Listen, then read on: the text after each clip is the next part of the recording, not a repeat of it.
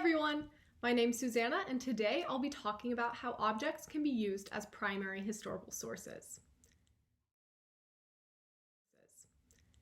Every single day we are surrounded by objects, things that are parts of our daily lives, but that we think very little about. The clothes you're wearing, the chair you're sitting in, and whatever device you're watching this video on right now can teach us a lot about our society and ourselves. And like our current things, the objects of the past have a lot to tell us about the people and societies of the past, if we ask the right questions. Take this work table from the collection of Winterthur Museum, Library and Gardens in Wilmington, Delaware. Objects like this can provide insight for historians interested in anything from design and taste to labor and capitalism. I want you to take a minute, pause the video, and write down some of the things you notice first about the table.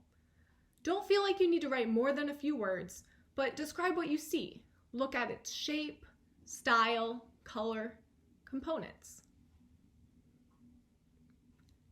Now that you have those, pause again for a moment to write a few questions you have about the table.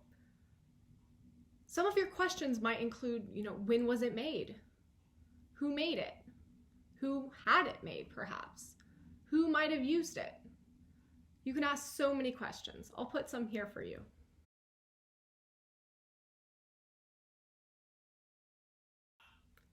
Now don't forget that objects were made to be interacted with.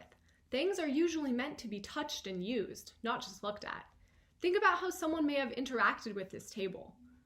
Would the wood be smooth or rough? How might the height, weight, smell affect someone? These are all things to consider. History is more than old books and archives, although those are truly lovely too. But history is full of our senses. Whether worn grooves on stone steps, polished feet on statues, the ways we interact with the objects around us often leave traces. Without examining this desk in person, it's hard to get into the specifics, but the patterns of use can reveal how long it was in use, whether it was altered over time to fit changing styles, or if it endured intensive use. We do know some details about this particular table. It was built in Philadelphia, Pennsylvania between 1800 and 1815. It's described as being constructed of mahogany, white pine, and brass. Now, pine is a wood native to Pennsylvania, so let's focus on a different material, mahogany. Mahogany is a deep reddish-brown hardwood native to the Caribbean. It's a wood that became popular in European and North American furniture making during the 18th century. Because it was imported to the US and seen as exotic, it was expensive and a marker of class. And even today, mahogany has a special appeal to many. So while this table was constructed in Philadelphia, the mahogany wood for it passed through many locations and hands before it ever took its current shape. During the 18th and 19th centuries, enslaved labor was used to grow mahogany on Caribbean plantations. Enslaved laborers turned the mahogany trees into boards to be shipped to North America and other locations.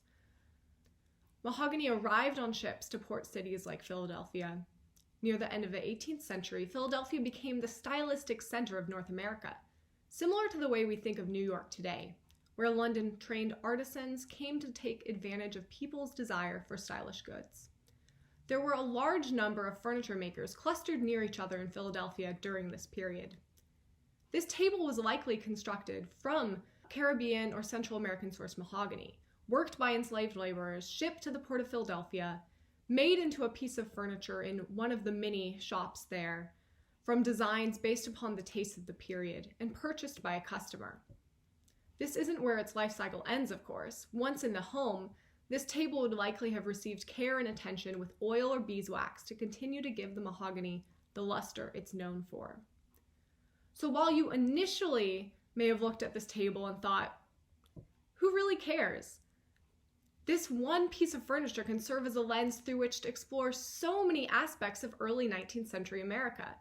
This one table can connect us to enslaved people laboring in the Caribbean, Philadelphia furniture makers, the history of Western design, and so much more.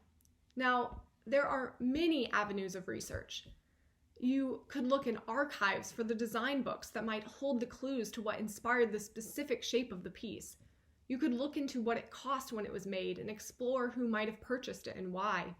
You could examine newspaper ads that detail goods for sale, or even read literature of the time to see how people describe and interact with similar items. Remember that objects never simply appear. They're based on ideas, beliefs, expectations, and made with the labor of people, for people, and they have so much to say. Next time you walk through your house, a museum, or simply just put on your clothes, think about what stories your things tell. Thanks for watching, that's all, and if you're interested in finding out more, you can check out some of the selected sources in the description. Have a great day. Bye.